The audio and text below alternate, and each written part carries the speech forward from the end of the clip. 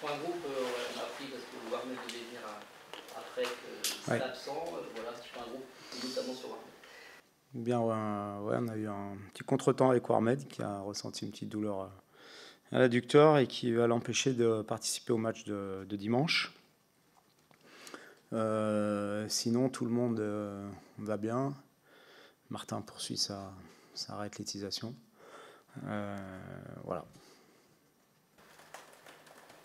Cette semaine, comment ça s'est préparé? Un retour peut-être entre Lens et puis la préparation, c'est un tout autre match, la venue de Metz, de Le Havre, pardon. Oui, bon, quand on n'a qu'un match par semaine, ça nous permet de bien mieux préparer les matchs, d'avoir plus de temps pour les préparer surtout, avec un retour toujours sur le match précédent, des échanges aussi avec les joueurs sur leurs ressentis, et puis bien évidemment une semaine de travail consacrée à la préparation du match qui arrive, parce que c'est toujours celui qui arrive qui est le plus important. Mais avec un peu de recul, on peut dire que c'est un bon point qu'on a pris à Lens. On souhaitait faire mieux, on aurait pu faire mieux avec un peu de réussite et sans un très grand gardien, mais on aurait pu aussi faire moins bien. Donc le nul est plutôt logique sur l'ensemble du match. Est-ce que tu as pu discuter avec les joueurs de cette entame, de cette première mi-temps, ce qui s'était passé? Ouais, ils ont du mal à l'expliquer. En fait, on a beaucoup perdu de ballon dans des zones qui nous ont mis en danger, à savoir dans des zones médianes, aux alentours du rond central ou de la ligne médiane. Et ce qui a favorisé le jeu préféré des Lensois, à savoir les transitions rapides vers l'avant. Comment l'expliquer? C'est difficile pour eux. Peut-être que le but encaissé très tôt nous a fragilisés, a donné des forces aux Lensois. Et puis petit à petit, on a repris de la maîtrise en fin de première mi-temps, mais sans être dangereux. Ça a été assez stérile. On ne s'est pas suffisamment projeté en nombre pour les mettre en difficulté. Et puis en deuxième période, ça a été beaucoup mieux avec beaucoup d'occasions. Mais lorsqu'on regarde les stats de la première mi-temps, pour ceux qui disent qu'on a été ultra dominé, il y a très peu de tirs de la part de Lens. C'était une première mi-temps assez fermée des deux côtés quand même. Tu disais aussi que vous n'aviez pas utilisé assez les côtés, peut-être? Oui, notamment en première période, on n'a pas suffisamment élargi notre jeu, de par des positions qui n'étaient pas adéquates, et aussi par un gros déchet technique qui nous a empêchés le plus souvent de progresser. Et ce déchet technique, tu expliques comment? C'est par la pression mise par le milieu lensois ou... Non, parce que paradoxalement, on a réussi souvent à sortir sur les premières ressorties. On a réussi à sortir, à amener le ballon dans une zone médiane. Et c'est souvent dans cette zone-là qu'on a perdu le ballon. Il y a eu de la précipitation, un manque d'application, mais aussi, je pense, des positions qui n'étaient pas ce qu'on souhaitait faire. Voilà, notamment sur les côtés, des latéraux, de nos milieux. Il y a eu beaucoup de mauvaises positions sur cette première période, surtout sur les 25-30 premières minutes.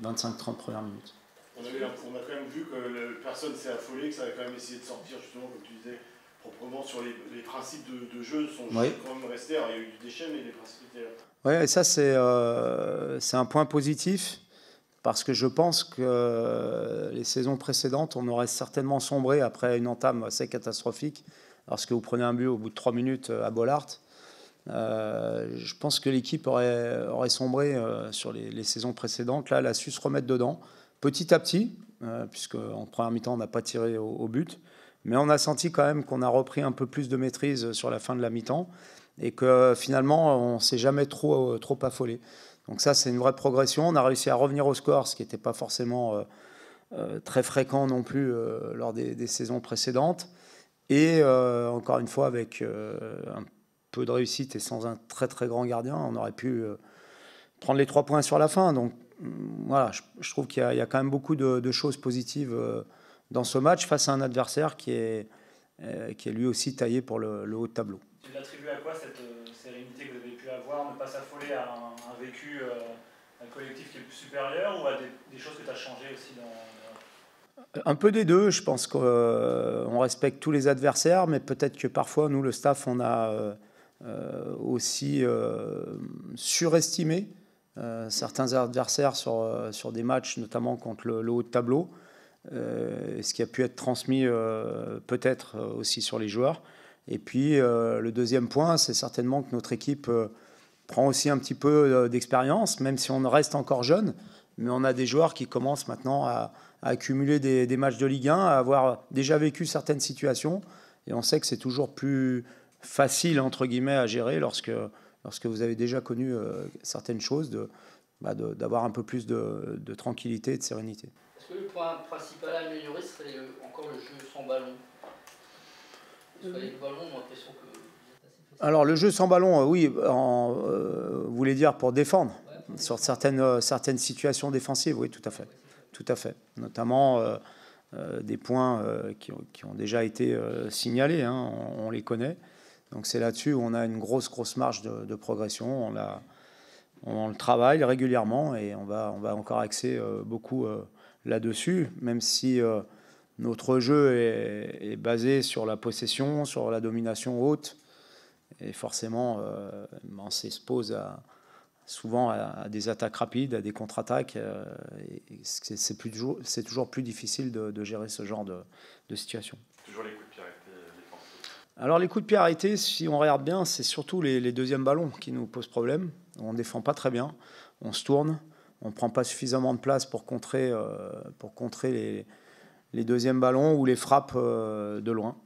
Parce que sinon, sur les premiers duels, à part peut-être un coup franc excentré, si je me souviens bien, où Sotokop passe devant nous, dans l'ensemble, c'est nous qui avons touché les ballons. Il y a deux choses à revoir. C'est ces deuxièmes ballons, être capable de sortir et de prendre davantage de place pour contrer le deuxième ballon, et aussi les renvois de la tête qui ne sont pas suffisamment nets lorsqu'on renvoie.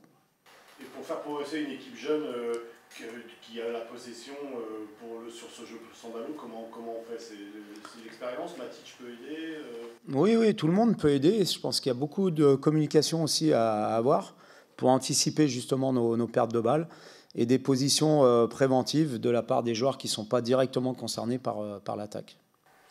On a eu 30 minutes très intéressantes de la part des entrants en général, mais de Nemanja, lui dont je voulais parler. Est-ce que tu le sens déjà prêt à démarrer? Est-ce que tu as le sentiment qu'il a apporté déjà ce que tu as? Sur la première question, on verra dimanche. Sur la deuxième, oui, il a apporté ce qu'on attend d'un joueur qui a cette expérience. Il a amené beaucoup de calme, beaucoup de sérénité. Et c'est pas faire offense à ceux qui étaient sur le terrain avant. Je le précise parce que lorsqu'un joueur arrive et il y a beaucoup de lumière sur lui, il faut aussi tempérer par rapport à ceux qui sont là et qui ont aussi fait le travail. Donc, mais c'est sûr qu'il nous a beaucoup apporté déjà dans la sérénité, dans sa lecture du jeu, dans sa science tactique, sur certaines compensations, sur plein de choses. Je ne dis pas que c'est inespéré, mais presque d'avoir un joueur comme ça à Rennes aujourd'hui. Dans ton esprit, le remplaçant naturel de Warmed, c'est plutôt Christopher ou plutôt Janelle Melosian? Non, Warmed joue axe droit, donc dans mon esprit, c'est Christopher qu'on a pris pour jouer et qui aura certainement l'occasion de s'exprimer dimanche, puisque Janu étant gaucher, difficile de faire jouer deux gauchers dans l'axe. Et puis, on a complètement confiance en Christopher, qui a, dans l'ensemble, par le passé, bien rempli sa tâche quand on a fait appel à lui. Concernant Matic, comment tu envisages de le gérer? On voit que l'an dernier à Rome, il a été titulaire un peu moins de la moitié des matchs en Serie A, mais tout le temps titulaire en Europe et dans les gros matchs. En fait, est-ce qu'il faut aussi le gérer? Il ne pourra pas jouer Sur des joueurs qui ont une expérience comme ça, ça sera un échange aussi avec lui. Mais c'est valable pour tous les postes, pas seulement pour lui. Je pense qu'on a un effectif de qualité avec des joueurs qui sont très proches les uns des autres, à beaucoup de postes. Et ça sera important de concerner le maximum de joueurs. Parce que je le dis souvent, on ne peut pas faire une saison avec un 11 type et seulement 11 joueurs. Et pour ça, il faut qu'on concerne tout le monde. Donc c'est à nous d'être suffisamment intelligent. Le concernant, je pense que c'est aussi un échange à avoir avec lui. C'est un joueur qui se connaît parfaitement bien. Quand on a cette carrière et qu'on dure aussi longtemps, c'est qu'il y a une raison. Donc ça sera aussi échanger avec lui sur ses sensations à chaque fois que ce sera nécessaire.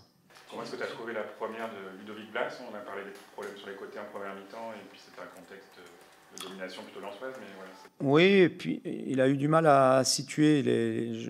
Je lui ai dit, il est rentré beaucoup trop tôt vers l'intérieur du jeu, alors que face à une équipe qui évolue à 5, ça aurait été plus intéressant qu'il garde de la largeur.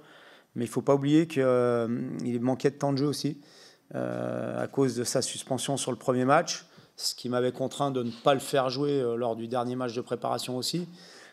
C'était son premier match avec nous officiel, donc il y a forcément aussi au niveau émotionnel une charge supérieure à ce qu'il a pu connaître jusqu'à maintenant. Mais j'ai pas trop l'habitude de juger individuellement mes joueurs, et encore moins sur un seul match et un premier match. Il a complètement ma confiance, notre confiance. On sait pourquoi il est venu ici, et je sais qu'il va nous apporter énormément. Justement, ça a eu de jouer effectivement avec le départ de Jérémy sur ce côté. Oui, on l'a pris en anticipation d'un départ de Jérémy. Maintenant, c'est pas le seul qui est capable de jouer à ce poste-là, mais en tout cas, c'est une des premières raisons pour laquelle on l'a recruté. Est-ce que le départ de Jérémy peut modifier un peu des choses dans votre jeu? C'est un très bon dribbleur, un des meilleurs dribbleurs d'Europe. Est-ce que ça peut changer un peu l'approche de l'équipe offensivement? Oui, c'est différent. On sait que Jérémy est capable de faire des différences énormes sur les 1 contre 1, mais on a déjà été confronté malheureusement à son absence, puisque la première année où je suis arrivé, il a quasiment pas joué à cause de blessures. Donc on est habitué à pallier son absence, et forcément c'est un jeu qui sera différent, à la fois pour celui qui va jouer à sa place, mais aussi pour ceux qui sont autour. On avait l'habitude, quand Jérémy avait le ballon, de lui laisser le maximum d'espace pour qu'il puisse jouer ses 1 contre 1. Là, on va avoir plus de jeux combinés à faire, avec l'apport des latéraux, du latéral droit notamment, qui devra amener plus de solutions que ce que c'était le cas avec Jérémy, puisque on savait qu'avec Jay, lorsqu'on le trouvait dans les zones des 30 derniers mètres, c'était 1 contre 1 et qu'il fallait lui laisser le plus d'espace possible pour jouer son 1 contre 1. Est-ce que le match contre le A peut ressembler à un copier-coller de celui de Metz? On peut penser. Après, je ne suis pas à la place du coach Havret, je ne sais pas ce qu'il a en tête. On peut le penser s'il maintient sa défense à 5, même s'il a changé les 2 fois en cours de match. On verra, mais j'ai l'habitude de dire que, et sans faire offense à nos adversaires, on doit, nous, d'abord se concentrer sur nos points forts, à domicile surtout, et imposer notre jeu. Il reste une semaine de mercato. Si ça devait s'arrêter là aujourd'hui... Ça serait bien, ça serait magnifique. Tu serais content avec ce que tu as? Si ça pouvait s'arrêter même encore avant même. Tu es content avec ce que tu as aujourd'hui? Oui, moi pour l'instant je suis content de l'effectif que j'ai à ma disposition. Il reste 8 jours ou 7 jours, je ne sais plus exactement. Je crois que c'est jusqu'au 1er septembre. Voilà, je pense qu'il serait temps qu'on se penche quand même sur les dates du mercato. Enfin, pas nous, parce que nous, les entraîneurs, tout le monde s'en fout de ce qu'on pense, mais ce serait bien qu'on puisse être un peu plus tranquille quand le championnat démarre, parce que ça crée quand même des problèmes dans la tête de certains joueurs, et c'est normal. Donc, voilà. Est-ce que ne serait-ce que numériquement, avec le départ d'Aline, il y aurait besoin d'un numéro 9, enfin d'un autre attaquant axial? Pour l'instant, c'est pas dans les réflexions. Vous savez qu'on aura une recrue bientôt, j'espère, le plus tôt possible, devant. Voilà, bien joué. Une recrue à la mesure de ce que le Stade Rennais a pu encaisser avec la vente de Doku. On est dans ce genre de... Pour moi, Martin, oui, il fait partie de cette catégorie de joueurs. Jusqu'avant sa blessure, il était... Est-ce que ça ouvre des perspectives Pour l'instant, c'est pas, on n'a pas réfléchi. Enfin, on n'a pas réfléchi. On a réfléchi, mais on n'a pas pris de décision dans ce sens-là. Est-ce que Arthur a exprimé une volonté de partir? Non. Pour toi, il est exclu qu'il s'en aille. Il n'y a rien d'exclu. Tant que la date fatidique n'est pas arrivée, il n'y a rien d'exclu pour personne. Vous savez bien comment c'est. Tout est possible. mais pas que pour lui, pour tout le monde. Ton souhait, c'est de ne pas toucher à la défense. Mon souhait, c'est d'être réactif, quoi qu'il arrive. Par rapport à Flavien Tay, ça fait du coup 2 matchs qu'il n'est pas entré en jeu. Est-ce que tu as eu une discussion avec lui et comment il vit la situation? Oui, je lui parle assez régulièrement. C'est un joueur avec lequel j'ai une très bonne relation, comme avec la plupart de mes joueurs d'ailleurs, voire tous. Et c'est une situation difficile à vivre, évidemment, parce que lorsque vous êtes joueur, ce que vous souhaitez, c'est être sur le terrain et pas en dehors du terrain, ou en tout cas sur le banc régulièrement.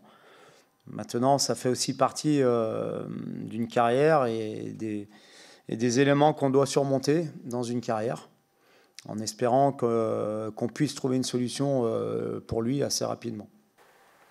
En cas de départ, il sera remplacé. Oui, mais peut-être que même s'il n'y a pas de départ, il y aura une arrivée peut-être. Un mot peut-être quand même sur Il est arrivé au milieu. Il arrive au milieu.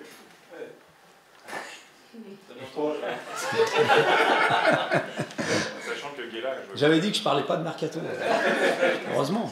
Sachant que Guéla a joué au milieu. Guéla a joué au milieu quand il est à Lens, oui, en fin de match.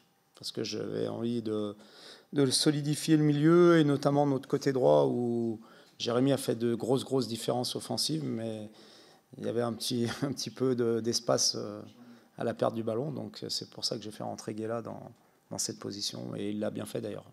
Est-ce que te surprend pendant cette préparation? Comment? Vous avez fait le choix, Guéla. Vous avez fait le choix de partir à droite avec Oui. Laurent Guéla. Est-ce que ça vient aussi du fait que tu as surpris de manière positive pendant la préparation? Qu'est-ce qui a changé chez lui en quelques mois? Il progresse, et surprise, c'est pas le mot que j'emploierais, parce que déjà l'année dernière, pour être tout à fait franc, mon jugement avait évolué, et que je disais régulièrement à mon staff, Guéla avance, Guéla progresse. Et puis avec la préparation, les matchs amicaux, on s'était donné avec Flo et le président ce temps-là pour voir s'il allait continuer de progresser et s'il pouvait éventuellement pouvoir remplir ce rôle-là. Pour moi, c'est les garanties qu'il m'a donné à l'entraînement et pendant les matchs de préparation. Et c'est pour ça qu'on a pris cette décision de le conserver et de le mettre avec Lorenz à ce poste de latéral droit. Et depuis le début de saison, mais déjà l'année dernière, je trouve c'est un garçon qui vient à l'entraînement non pas pour prendre l'air, comme ça peut être le cas des fois pour certains. Lui, il vient à l'entraînement pour progresser, il a des objectifs. Il se fixe des objectifs, il se donne les moyens de les atteindre. Il les atteindra tôt ou tard. Mais en tout cas, il avance. Donc je pense que c'est important, quand on a un joueur formé au club qui répond aux critères qu'on recherche à un poste, ça ne sert à rien d'aller le chercher ailleurs. En tout cas, c'est mon avis. Et je pense que c'est aussi un des piliers du club, de faire appel à ces joueurs formés au club lorsqu'ils le méritent et lorsqu'ils ont les capacités pour le faire. Et Lorenz sera même mis en concurrence avec lui. Comment? Et Lorenz sera même mis Oui. en concurrence avec lui. Bien sûr, bien sûr. Si on a décidé de le garder, c'est qu'on a en tête qu'il est capable de jouer à tout moment. Parce qu'on a des objectifs élevés et qu'on ne peut pas se permettre d'avoir qu'un seul latéral droit au poste capable d'évoluer. Dernière, Xavier. Oui, on a une question. On a beaucoup parlé du choix des capitaines avec le Paris Saint-Germain. Alors vous, il y a eu un capitaine assez naturel avec Benjamin. Qu'est-ce que vous en pensez du fait de faire voter les joueurs? Comment vous fonctionnez, vous? Je fonctionne, je choisis mon capitaine, mais il m'est déjà arrivé en tant que joueur d'avoir des entraîneurs qui nous avaient fait voter. Je trouve que c'est bien aussi de responsabiliser son groupe, parce que finalement le capitaine il est sur le terrain et il est dans le groupe de joueurs, donc ça peut être aussi une autre solution qui tient la route pour moi. Après il y a les deux choix possibles. J'ai fait le choix de nommer des capitaines, mais comme je dis souvent, il y a le capitaine qui a le brassard, mais il peut y avoir plein d'autres capitaines sur le terrain. Il y a des capitaines avec des rôles divers d'ailleurs. Un capitaine peut avoir aussi... Il peut y avoir un capitaine qui est un leader technique, qui ne soit pas forcément quelqu'un qui parle énormément, mais qui rassure par sa présence technique. par exemple, sans qu'il ait le brassard. Donc ça peut être ça aussi, un capitaine. Donc pour moi, les deux formules sont cohérentes. Tu as fait un groupe des sages cette année? Pas encore, j'attends le 1er septembre à minuit, parce que si j'en mets un dans le groupe et qu'il s'en va, ou s'il y en a un qui arrive et qui peut rentrer dans le groupe, ce sera dommage de devoir retravailler. Bon, faut que je m'économise un peu mes forces. Une dernière question rapidement, Bruno. On est à l'aube de la 3e journée de Ligue 1. Il y a déjà 2 entraîneurs qui sont sur la sellette. Ah bon? J'espère que je ne suis pas dedans. A priori, vous ne l'êtes pas, mais enfin... Je ne sais pas qui sont les deux, donc... Nantes et Lyon, en l'occurrence, qui sont... C'est compliqué, en tout cas pour eux. C'est rapide, quand même, de dresser des bilans dès 2 journées de jouer. Oui, c'est très rapide et c'est, je pense aussi, le foot reflète souvent la société. Et voilà, aujourd'hui, on tire des enseignements d'heure en heure, de seconde en seconde bientôt. Et le foot n'échappe pas à cette règle, malheureusement, parce que je ne vois pas comment, au bout de 2 journées, on peut déjà dire si le coach est compétent ou pas. Donc, mais c'est comme ça, on est habitué et on vit avec ça. Quand on est coach, il faut l'assimiler et faire du mieux qu'on peut. Et on sait que ça peut arriver à tout moment parce que c'est comme ça maintenant. Donc, il ne faut pas avoir d'état d'âme par rapport à ça. Merci.